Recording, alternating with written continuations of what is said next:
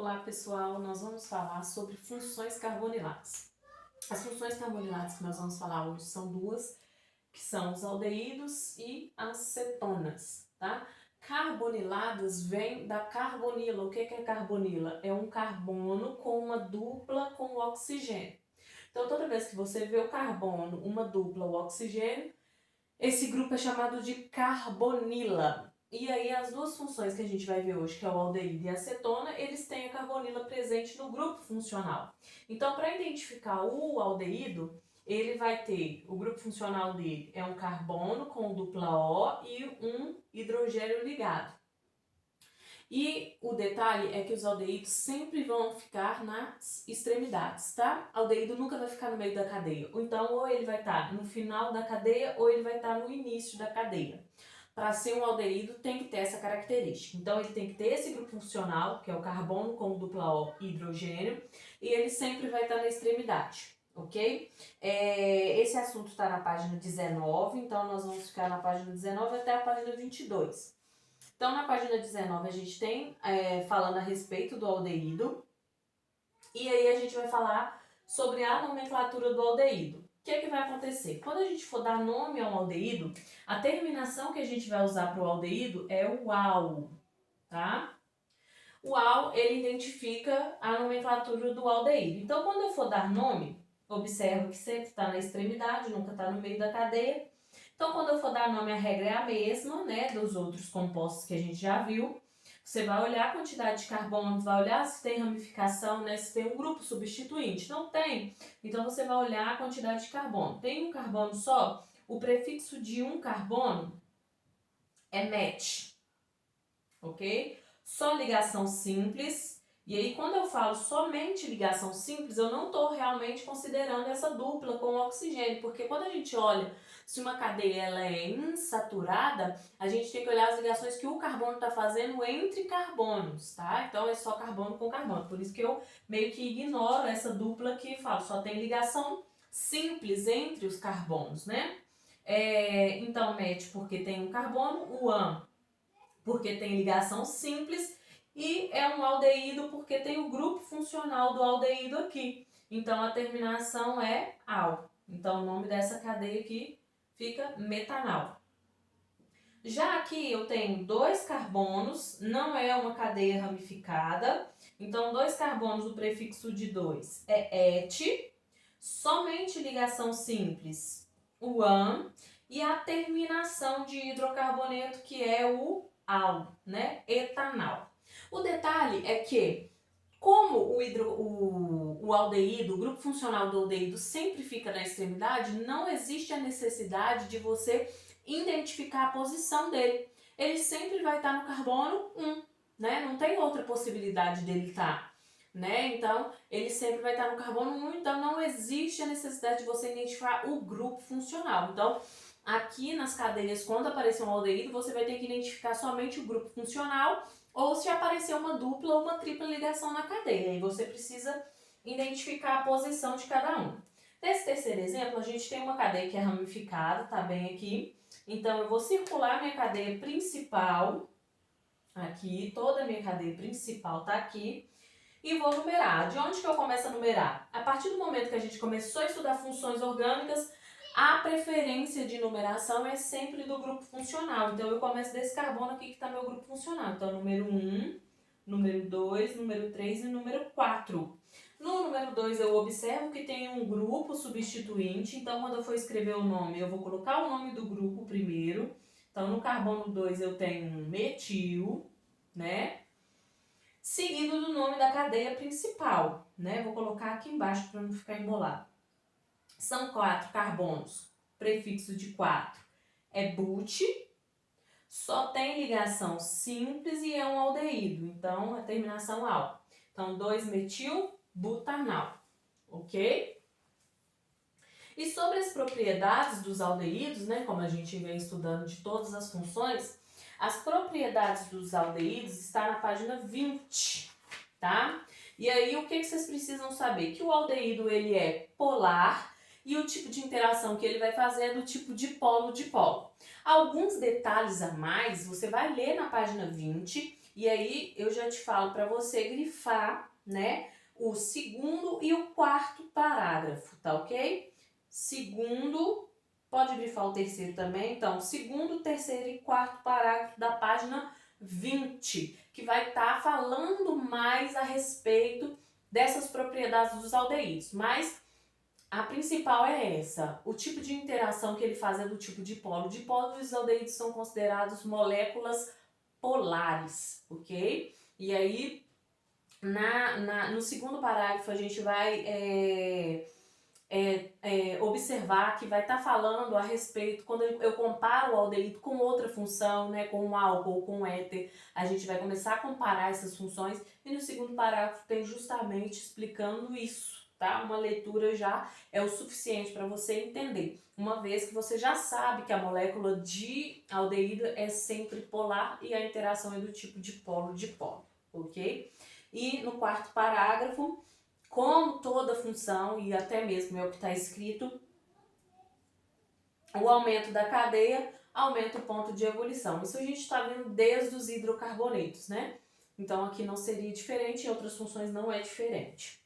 A próxima função é cetona. O grupo funcional da cetona é um carbono com uma dupla O, é a carbonila mesmo. Só que o detalhe é que você tem que se atentar ao seguinte: não é qualquer carbono. O carbono, para ser da cetona, ele tem que ser um carbono secundário. Por isso que eu coloquei ele de vermelhinho aqui agora, para colocar para você e para você lembrar que para ser uma cetona, o carbono que está a dupla O tem que ser um carbono secundário.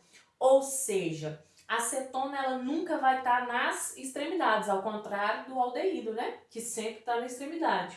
Então a cetona sempre vai estar no meio da cadeia, porque ele não pode ficar na extremidade, uma vez que o carbono que está na extremidade normalmente é um carbono primário. E para ser uma cetona, o carbono tem que ser secundário, tá ok? Então é um carbono com uma dupla O, e esse carbono que tem a dupla O, ele tem que ser secundário. Para dar nome, a terminação para a cetona é ona. Quando eu for dar nome a uma cetona, eu vou colocar a terminação ona. Então, apareceu lá a terminação ona, você já consegue identificar que é uma cetona. Apareceu o aldeído. Então, quando eu for dar nome, da mesma forma, olha só. 1, 2, 3. Prefixo de 3, prop. Só tem ligação simples entre os carbonos. É uma cetona, então terminação ona, propanona. E aí a gente já tem que saber que a propanona, ela nada mais é que a nossa acetona, o removedor de esmalte. Então a acetona que a gente usa para remover o esmalte, o nome dela, segundo a IUPAC, é propanona. Não existe a necessidade de eu identificar onde está a minha dupla O, porque não tem outra posição para ela estar, né? Uma vez que esses dois carbonos aqui são primários, o único secundário, a única possibilidade que existe para ele estar é no meio, então não tem a necessidade de numerar. Por que eu estou falando isso? De você identificar onde está. Por que eu estou falando isso? Porque nas demais cadeias você tem que identificar onde está o grupo funcional da cetona, porque existem outras possibilidades para ele estar. Na propanona isso não existe. E é a cetona mais simples, é a propanona, né? Não tem como eu fazer uma propanona, uma cetona com 2 ou um carbono. Então, a mais simples é a propanona e é conhecida como acetona, né? Aqui, vou numerar, né? Então, eu começo da extremidade mais próxima do grupo funcional, tá bem aqui. 2, 3, 4, 5, 6. São 6 carbonos. Então, quando eu for dar nome, 6 carbonos, vou colocar a setinha aqui que eu vou colocar aqui, X, ok? Porque são 6, só tem ligação simples, e no carbono número 2 você tem o grupo funcional da cetona, então hexan 2-ona, ok? Pode acontecer de vir 2 grupos funcionais, não tem problema. Começa a numerar da extremidade mais próxima, né?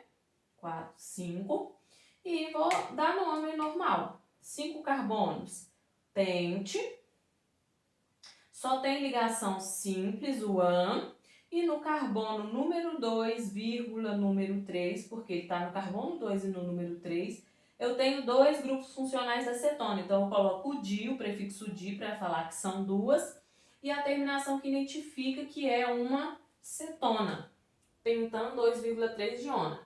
O que poderia acontecer também é a sua cadeia ser ramificada, né? Então, a nomenclatura segue as mesmas regras. Você ia achar a cadeia principal, identificar onde está o grupo funcional, colocar o nome dos grupos funcionais sempre em ordem alfabética, se tiver 2 ou mais diferentes, ordem alfabética, seguido do nome da sua cadeia principal, ok?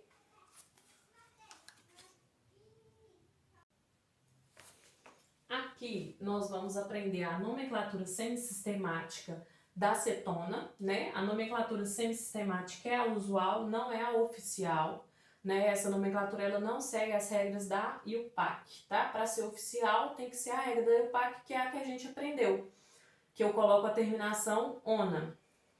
Nessa daqui, tá na página 21 do livro de vocês, 1, 2, 3, 4, no 5º parágrafo. Como é que eu vou fazer essa nomenclatura? Eu vou considerar o carbono, que tem a carbonila, né? A carbonila aqui, e vou olhar o que está ligado à direita e à esquerda da carbonila. Então, nesse caso aqui, eu tenho CH3 e CH3, 2-metil. Então, quando eu for dar nome, como são 2, eu vou colocar o prefixo di, porque são 2, identificar o grupo, metil, e a palavra cetona no final. Então, essa é a nomenclatura semissistemática. Eu vou considerar, vou tirar, né, a minha carbonila e vou considerar o que está pela direita e pela esquerda dela, da carbonila. Vou colocar o nome do grupo que está na esquerda e na direita e coloco a terminação cetona. Então, aqui nesse caso, desse lado aqui eu tenho um metil e desse lado aqui eu tenho um etil. Ordem alfabética quando for escrever, né? Porque são 2 diferentes. Então, vai ficar etil. Do outro lado eu tenho metil. Então, etil, metil, cetona. Tá? Aqui é a mesma coisa, ó, eu tenho um metil e aqui eu tenho um propil. Como é que eu sei que é propil? São 3 carbonos e como eu estou considerando que é grupo substituinte, a terminação é il, né? Ou ila. Ordem alfabética. Então vai ficar metil, propil, cetona. Ok? Então, essa é a nomenclatura semissistemática, é a nomenclatura usual, tá? Não é a oficial, é a usual. Na página 22 a gente tem, falando a respeito das propriedades, vocês vão grifar aí, né? Tirando essas conexões, esses 3 parágrafos aqui, ó, os 3 primeiros parágrafos depois de conexões, que tem falando sobre as propriedades físicas da cetona. O que vocês têm que saber? Que toda cetona, ela é polar e a interação que ela faz é do tipo dipolo-dipolo, ok? Então, hoje nós aprendemos sobre aldeídos e cetonas. Aldeído não tem nomenclatura semissistemática, a cetona tem, o aldeído não, é só oficial mesmo para os aldeídos, ok?